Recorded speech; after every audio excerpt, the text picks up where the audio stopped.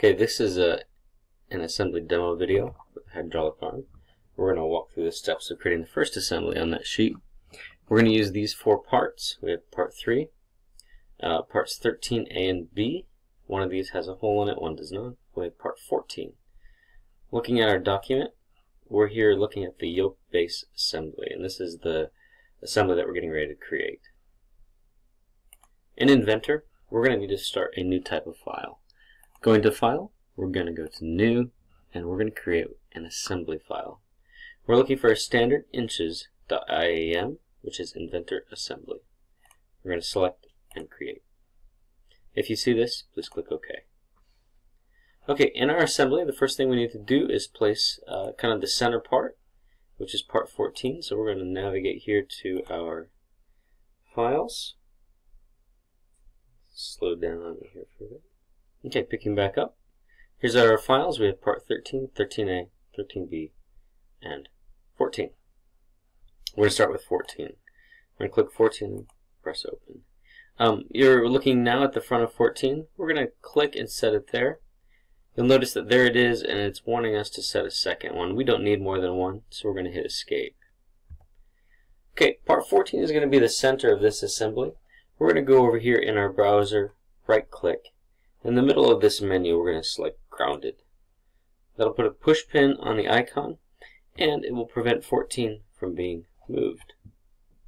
Now we're going to place the two sides of this assembly. We'll do one at a time. So we'll start here with part 13A.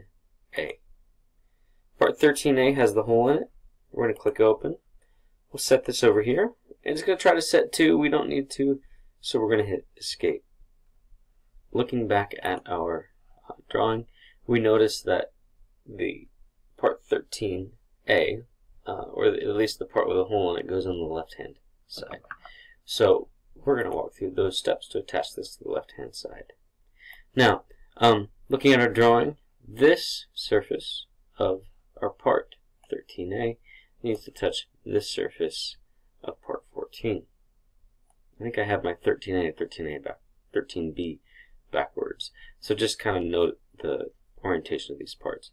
In the final model, I don't believe that it matters which part has the hole in it, whether the left or the right. We're going to use a constraint. So if we look at our menu here, you find constraints. And a constraint allows two pieces to touch, be aligned, and kind of stay together in the assembly. We're going to use what's called a mate constraint. There's two types of mate constraints. There's mate, which is surface to surface, so a mate constraint is surface to surface. There's mate flush, and flush is going to take two surfaces and line them up side by side. We're going to start with a mate constraint.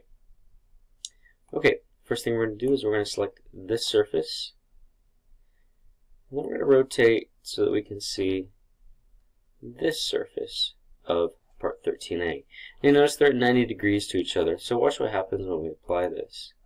It's going to automatically rotate that part to match up with where we need it in our drawing. Now if we go over here, we've got a few things to fix. We need to get these two lined up, and that's a mate flush constraint. So we're going to switch to mate flush, back surface to back surface, select apply, that'll line those up. And then we're going to rotate here to the bottom because we want these to be lined up. So once again, we're doing mate flush. We're going to line them up. And there we go, and click apply. Okay, we'll close the constraint box. Now we have that part. It's locked to part 14. It moves with it. And we're going to add a third part. Go back to our place option. And we're going to place the other component in here for this side. Okay, here we are. We're going to place part 13B. Select it, click open. We're going to click to drop it in here. Make sure you only click once. We don't need more than one. Now this part doesn't have a hole, so we can use either surface. We're going to repeat the same process we did with this side, where we take the constraint tool. We're going to start with our mate constraint. This surface of part 13B is going to contact this surface of part 14. You notice it rotates in. Apply. Now we're going to switch, as we did last time, to mate flush. And we're going to line up the back surfaces of these two parts and apply. And again, as we did last time, we're going to rotate to the bottom and apply a mate flush to those two surfaces and apply. If we close out our tool, we notice that we now have our assembly put together with the first 3 parts. Do a quick check of our preview here on our instructions, part 13, 13A, 13B, and I think we're set. Okay, the last piece that we need to put into this, we're going to place, and that is part 3.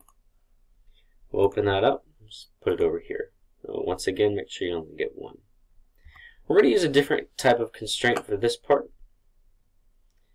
Instead of having flat surfaces to constrain this part, we have a rod, and that rod needs to be inserted into this hole. Now, if we look in here, we can kind of see inside the hole if we rotate. We're going to be using that bottom edge of this surface, and we're going to be using the front edge of this rod to align. Alright, looking at our constraint options, we're going to go with this constraint here, which is insert. Using the insert tool, we want to select this rod. You notice it shows the center axis of it, but it also will highlight either end. We specifically want to highlight that end. Now, as we do our constraint, we notice that as we go to select the hole, once again we see a white line show up for the center axis, and it will highlight either end of the hole. We want to highlight that end in the bottom of the hole.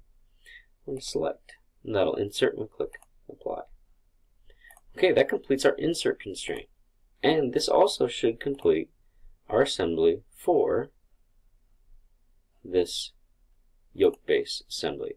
Before we go, I want to really quickly check our last constraint here. And what we're going to do is check that constraint. Just as you do with when you're building a part, you can go over here to your menu and review constraints. We're specifically going to go to part 3, and there's our insert constraint. Okay. What I'm looking for on that constraint is if it is aligned, and it is. So we're good. Okay. Please remember to save. As you save these, this is going to be your yoke base assembly. Now you'll have several assemblies to create, and then the final assembly is going to be a combination of your sub-assembly. So we have yoke base assembly, you're going to be doing a sub-base assembly, an arm assembly, and then down at the end you'll get to the final assembly here. And there's several steps to that, but you'll be placing your sub-assemblies in to create that final assembly. Okay, if you finish up today with the yoke base assembly, please go on to the sub-base assembly, and then we'll talk about any other details for the arm assembly later. Good luck. Have fun.